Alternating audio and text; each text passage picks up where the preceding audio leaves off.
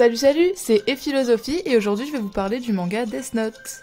Je vais vous montrer qu'il y a à l'intérieur de cette œuvre un fort questionnement sur l'idée de justice avec notamment les deux personnages principaux qui soutiennent des idéologies opposées. On remarque encore une fois que des thématiques philosophiques et politiques sont abordées dans ce manga.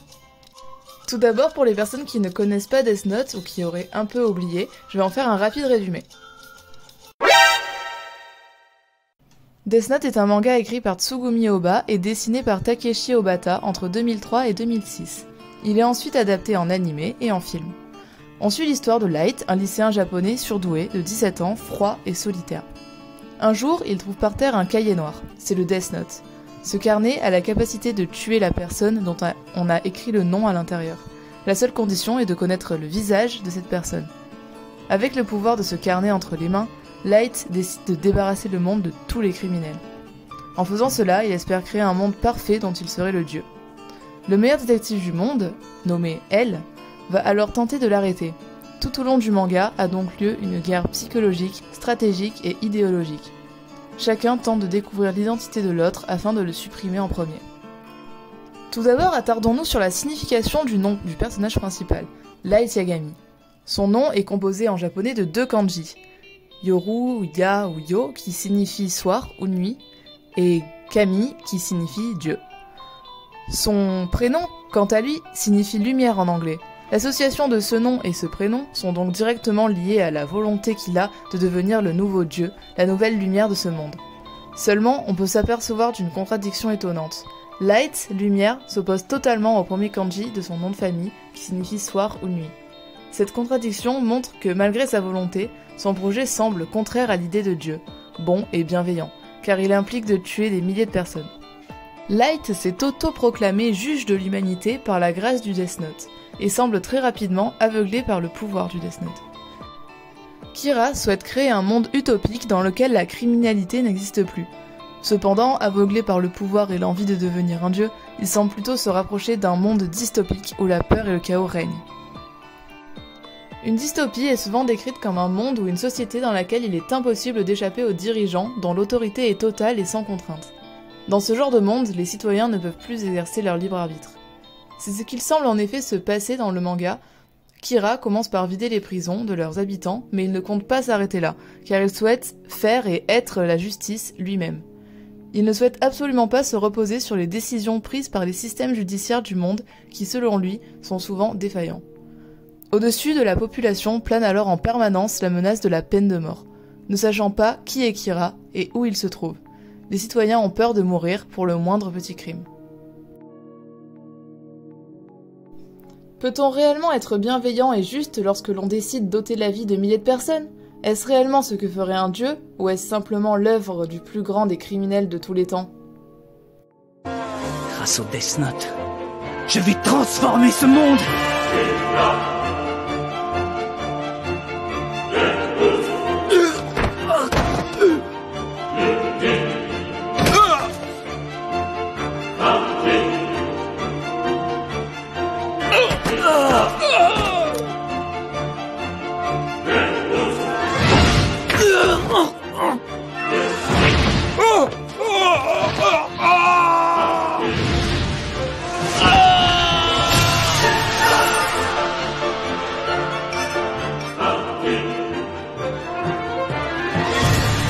Déjà, pour commencer le ménage, j'ai rempli le cahier des noms des criminels les plus dangereux de la planète. Bientôt, plus personne n'osera faire du mal à son prochain. Ensuite, non seulement je ferai mourir les criminels de crise cardiaque, mais je ferai disparaître peu à peu les individus immoraux ou nuisibles à autrui. Il leur arrivera divers accidents, ou bien ils tomberont malades. En agissant ainsi, notre monde est assuré de devenir chaque jour un peu meilleur. Le nouveau monde que j'ai commencé à bâtir ne sera peuplé que d'individus dont j'aurai moi-même reconnu le sérieux et la bienveillance. Comme nous venons de l'entendre avec les paroles et avec le fond musical de l'extrait de l'animé, il y a encore une fois un lien inévitable avec la religion et l'idée de bien et de mal. Light estime être le dieu de son nouveau monde, mais ce n'est pas tout. Ryuk est un dieu de la mort, une personnification de la mort comme par exemple la faucheuse dans les traditions européennes. Ryuk a pour particularité d'adorer les pommes. Ceci fait inévitablement penser aux fruits défendus de la religion catholique. De plus, dans l'anime, Elle nettoie les pieds de Light un peu avant sa mort. Ceci rappelle des passages de la Bible. Saint Augustin, le philosophe et théologien chrétien romain, estime que le lavement des pieds est un symbole de confession et de lavement des péchés de la conscience. Elle, en effectuant cette action, aurait alors compris que Light était Kira et aurait par la même occasion accepté sa défaite et reconnu la toute-puissance de son adversaire. Il y a aussi la construction d'un temple dédié à Kira par Demegawa dans l'émission Sakura TV, qui prouve bien que notre protagoniste est bel et bien idolâtré à la manière d'un dieu. Il semble parvenir, au fur et à mesure de l'histoire, à créer sa propre religion. Light est persuadé d'agir au nom du bien puisqu'il vise à devenir le dieu d'un monde idéal expurgé de toute criminalité. La méthode qu'il utilise pour parvenir à cette utopie est le meurtre et celui de milliers de personnes, mais aussi le meurtre de ceux qui souhaitent s'opposer à lui. Ici, il semble que nous sommes bien dans un modèle totalitaire poussé à l'extrême. Par définition, une utopie ne semble pas être réalisable à grande échelle, c'est un récit fictif. En revanche, certaines situations réelles semblent dangereusement s'approcher de la dystopie.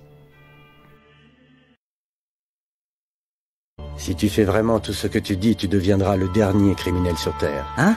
Mais qu'est-ce que tu racontes, Ryuk? Un criminel, moi? Tu plaisantes?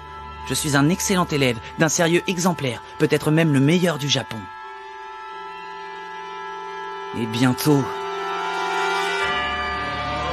je deviendrai le dieu de ce nouveau monde.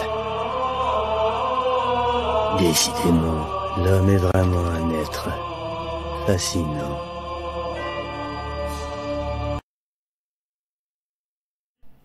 Au départ, Light ne semblait pas être profondément mauvais. Il espérait seulement, grâce au Death Note, bâtir un monde qu'il pensait être parfait. Son obsession de devenir un dieu l'a finalement fait sombrer dans la folie à la fin du manga.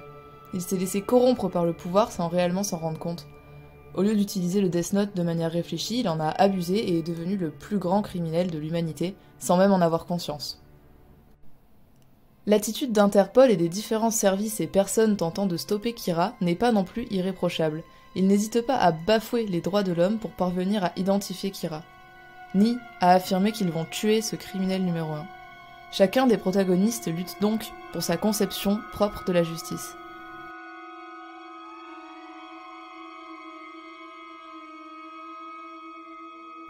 L'analyse politique de Spinoza semble bien s'adapter à notre sujet.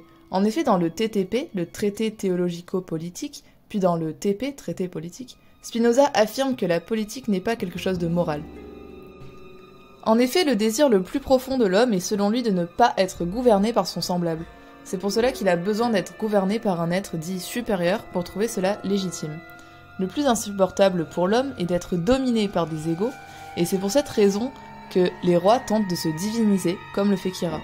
Cela légitimise leur détention personnelle du pouvoir. À ce stade de la réflexion se pose alors une question.